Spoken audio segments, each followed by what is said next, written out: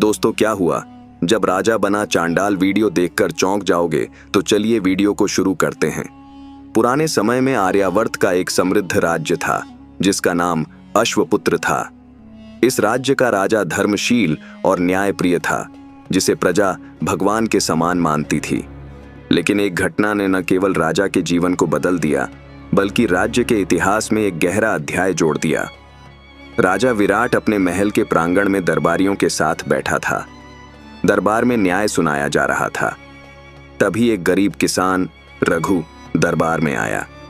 वह फटे पुराने कपड़े पहने हुए था और उसकी आंखों में आंसू थे। उसने गुहार लगाई, महाराज, मेरी जमीन हड़प ली गई है।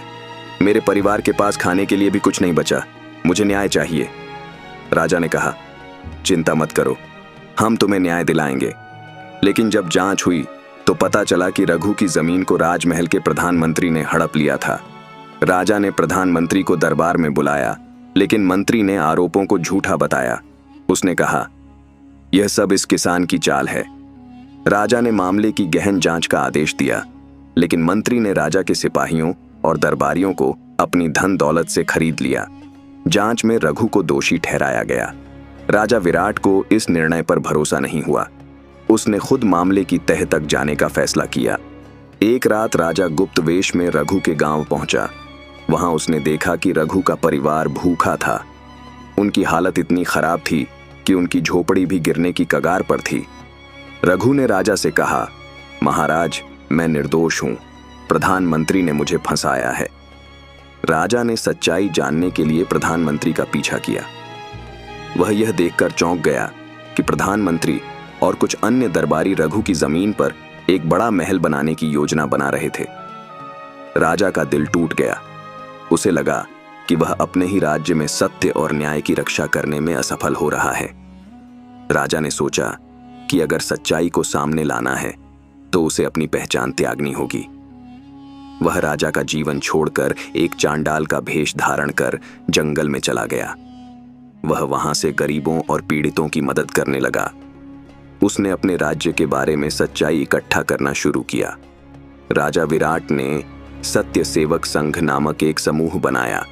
इसमें गांव के वे लोग शामिल थे जो प्रधानमंत्री और भ्रष्ट दरबारियों के अत्याचार से पीड़ित थे। धीरे धीरे यह समूह पूरे राज्य में फैल गया। विराट ने एक योजना बनाई। उसने चांडाल बनकर दरबार में अपनी प्रजा का प्रतिनिधि बनना चाहा। दरबार में प्रवेश पाना आसान नहीं था, क्योंकि राजा की अनुपस्थिति में प्रधानमंत्री ने राज्य की बागडोर संभाल रखी थी। लेकिन विराट ने अपनी चतुराई से दरबार में अपनी बात रखने का मौका पा लिया।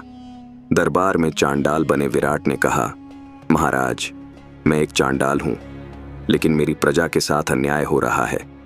इस राज्य के प्रधानमंत्री और उनके साथी गरीबों की संपत्ति छीन रहे हैं। प्रधानमंत्री ने गुस्से में कहा, यह चांडाल झूठ बोल रहा है, इसे तुरंत कैद करो। लेकिन विराट ने एक दस्तावेज प्रस्तुत किया जिसमें प्रधानमंत्री की सारी साजिशें लिखी थीं। यह दस्तावेज रघु और अन्य पीड़ितों ने अपनी गवाही के साथ तैयार किया था। सच के सामने प्रधानमंत्री का झूठ टिक नहीं पाया। राजा विराट ने अपनी असली पहचान उजागर की। पूरा दरबार स्तब्ध था। राजा ने प्रधानमंत्री और भ्रष्ट दरबारियों को गिरफ्तार करने का आदेश दिया। राजा ने रघु और अन्य पीड़ितों को उनकी जमीन और संपत्ति वापस दिलाई। उन्होंने राज्य के प्रशासन में सुधार किया और यह सुनिश्चित किया कि सत्य और न्याय हमेशा सर्वोपरि रहें। राजा विराट ने सिखाया कि एक सच्चे शासक को केवल सिंहासन का अधिकार नहीं, बल्कि सत्य और न्याय के प्रति समर्पण होना चाहिए। उनका यह त्याग और संघर्ष प्रजा के लिए एक प्रेरणा बन गया। सत्य की शक्ति अजेय होती है।